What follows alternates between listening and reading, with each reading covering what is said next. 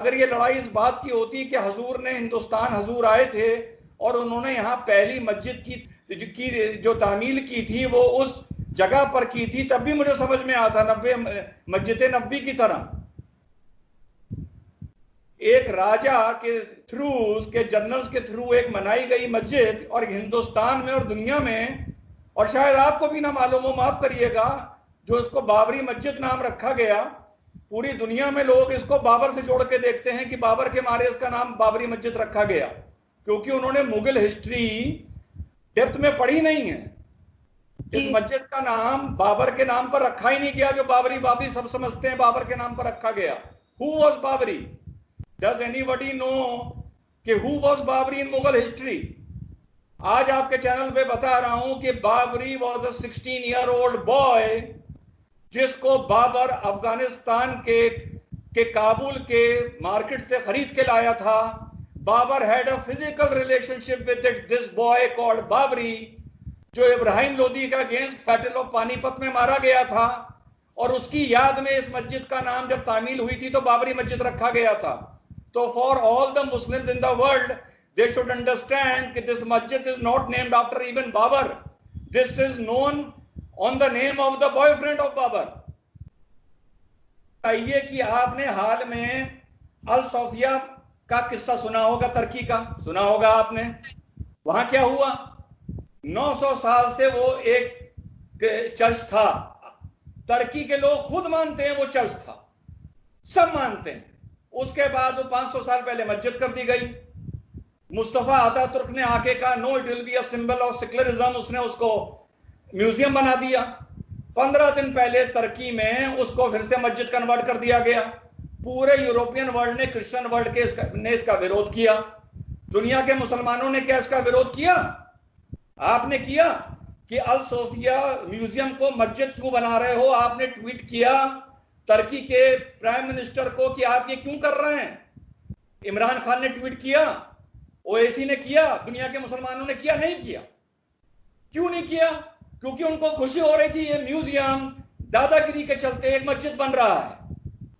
और अगर मैं ये सवाल आपसे पूछूंगा, ओएसी से पूछूंगा, भारत के मुसलमान से पूछूंगा, तो जानते हैं वो क्या जवाब देगा? वो कहेगा भाई हमसे क्या मतलब, वो तुर्की का मैटर है, हमसे भारत की बात करो। बहुत अच्छी बात है। जब रोहिंग्याओं की बात आएगी तो म्यांमार का रोहिंग्याओं का ठेका ले लोगे। जब बांग्लादेशियों की बात आएगी तो आप उनका ठेका ले लोगे। जब पैलेस्टीनियंस की बात आएगी तो आप इसराइल को कोसोगे और उन्हें गालियां दोगे, यहूदियों को। क्यों? वो भी तो फिर बाहर का मैटर है, उससे भी मतलब ना रखो। पर नहीं, मुसलमान ऐसा नहीं करता। आरजू, आई एम वेरी सॉरी, मुसलमान डबल स्टैंडर्ड करता है। अगर इसी तरह यूरोप में किसी जगह को जबरदस्ती चर्च बनाया गया होता जैसा तुर्की में इस्तांबुल में बनाया गया है, तो पूरा मुस्लिम वर्ल्ड खड़ा हो जाता, ट्वीट करने लगता, उसके खिलाफ बोलने लगता, जिहाद की बात शुरू हो जाती। लेकिन नहीं, मस्जिद बनाई जा रही है तो सब चुप हैं। क्यों चुप हैं? इंग्लिश की एक कहावत है Arzoo, do not push the luck too far. Do not. हम लोग Muslims as a community religion को लेके we try to be very assertive and we push the luck too far. And that is the reason के पिछले 25-30 साल में दुनिया में राइट विंग अपने पैर फैला रहा है, because of Muslims, because we push the luck too far. हम हमेशा अपनी अस्तीनें चढ़ाए रहते हैं। जब हम मेजॉरिटी में होते हैं तब हम अपनी अस्तीनें चढ़ाए रहते हैं। जब हम माइनॉरिटी में होते हैं तब हम आरजू अपनी अस्तीनें चढ़ाए रहते हैं। क्या दूसरे ने चूड़ियां पहन रखी हैं, दूसरे ने अपनी मां का दूध नहीं पिया है, दूसरे के जज्बात नहीं है? मैं आपको बताऊं यूएई का सेक्युलरिज्म क्या है आरजू। पूरे यूएई में हम तुम्हारे लिए 5 मंदिर बना देंगे, 2 सिनेगॉग बना देंगे, 5 चर्च बना देंगे, और उसकी फिर वीडियो बना के पूरी दुनिया में वायरल करी जाती है कि वाह वाह हाउ सेक्युलर वी आर। साथ ही साथ माइनॉरिटी से ये कह दिया जाता है कि देखो सुनो, औकात में रहना, हैसियत में रहना, सवाल ना पूछना, पर ना निकालना। पर निकालोगे तो एक दिन एक रात में पैक करके घर वापस भेज दिया जाएगा। रोटी कमाओ, इज्जत से रहो। ये एटीट्यूड है मुस्लिम सेक्युलरिज्म का, मुस्लिम नेशंस का, जो मॉडर्न कहलाते हैं। और दुनिया दूसरों का सुनिए, दूसरे जो सेक्युलरिज्म देते हैं, और जब वहां मुसलमान जाता है, भले वहां भाग के जाए, भले वहां एज ए रेफ्यूजी जाए, जैसा यूरोप में जा रहा है, जाके तो सेटल हो जाता है, 5 साल बाद कहता है मेरी मस्जिद कहां बनेगी, मीनार कितनी ऊंची होगी, ऊपर चांद तारा लगेगा, लाउड स्पीकर लगेगा, हमें ये सिविल राइट्स दो, हमें वो सिविल राइट दो, हम तो इलेक्शन भी लड़ेंगे, हम तो गवर्नर भी बनेंगे, हम तो पॉलिटिक्स भी करेंगे, हमें शरिया भी चाहिए। ये करता है मुसलमान जब मेजॉरिटी नेशंस में जाता है, और ये कर रहा है। इंग्लैंड में शरिया की मांग हो रही है, यूरोप में शरिया की मांग हो रही है। अरे 55 मुल्क इस्लामी हैं, करो वहां पर शरिया। दूसरों के मुल्क जाके आप क्यों उनको डिस्टर्ब करते हैं? और जब दूसरी तरफ से आरजू रिएक्शन होता है, तो हर मुसलमान वो बात बोलता है, बुरा ना मानिएगा, जो आप बोल रही हैं, कमजोर को दबाया जा रहा है। अरे इस्लामी मुल्कों में क्या किया जा रहा है? वहां दबाया नहीं जा रहा है, वहां पे माइनॉरिटी पहले ही इतना दबके रहती है कि उसको दबाने की नौबत ही नहीं आती है। वो तो हम ही मुसलमान ऐसी माइनॉरिटी हैं जो इतनी आस्तीन चढ़ाते हैं, इतनी आंखें दिखाते हैं, इतना गला फाड़ते हैं कि नौबत आ जाती है कि दूसरा हमें दबाए।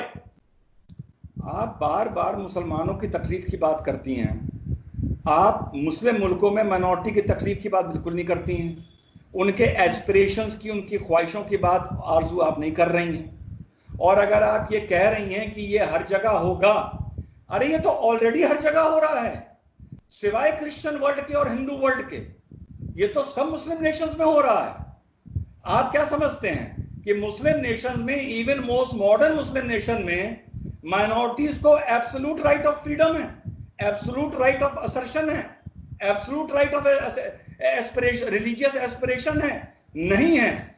ये तो जो अब हो रहा है, यही तो उन चीजों का जवाब है जो मैं आपसे बता रहा हूं। देखिए 500 साल पहले साफिया चर्च को, हागिया साफिया चर्च को यहां पर मस्जिद बनाया गया तुर्की में, 500 साल पहले। 900 साल से वो चर्च था, आज 15 दिन पहले उसको फिर से मस्जिद बना दिया गया। इसका मतलब 500 साल में मुसलमान के सोचने का तरीका मजहबी दादागिरी को लेके नहीं बदला, नहीं बदला, 500 साल में नहीं बदला। और आप समझते हैं कि दूसरी जो कौम है वो इस पर रिएक्शन ही नहीं करेंगी? क्यों नहीं करेंगी? बिल्कुल करेंगी, और करना चाहिए, बिल्कुल करना चाहिए। सेक्युलरिज्म के नाम का मतलब ये नहीं है कि एक आदमी टेंट्रम करता रहे, जिद करता रहे, और दूसरा सेक्युलरिज्म के नाम पर उसको बर्दाश्त करता रहे। There has to be a time जहां गिलास से पानी बाहर बहेगा, और वो टाइम अब दुनिया में आ गया है। और मुसलमान को ये चीज सोचनी चाहिए कि राम मंदिर का निर्माण, आज ही मस्जिद की बुनियाद भी रखी जाती, और देश का प्रधानमंत्री वहां भी जाता, और ये सेक्युलरिज्म की जीत होती। लेकिन सिर्फ मुसलमान की जिद ने, आज मैं साफ बता रहा हूं, आज जो दिन है, ये देश के हिंदुओं के लिए और दुनिया के हिंदुओं के लिए एक मुबारक का दिन है, ना कि मुसलमानों के लिए। पर अगर मुसलमान ने अकल से काम लिया होता, जज्बात और होश से काम लिया होता, तो आज ये दोनों के लिए एक मुबारक दिन होता, और एक नए युग की एक नई मिसाल और एक नई सेंचुरी शुरू होती ब्रदरहुड की। We have missed the bus and we will suffer in the future also, I warn the Muslims. So society धीरे धीरे इवॉल्व होती है आरजू, और वो एक दूसरे को देख के होती है, ना कि श्री राम और जीसस क्राइस्ट और हजूर को देख के, एक दूसरे को देख के होती है। एक दूसरे को देख के आपस में मोहब्बत भी होती है, और एक दूसरे को देख के आपस में नफरत भी होती है। और चूड़ियां किसी ने नहीं पहन रखी, जज्बात सब में हैं। मुसलमान ये ना माना करे कि जज्बात सिर्फ उसी में है, जोश सिर्फ उसी में है, दम सिर्फ उसी में है।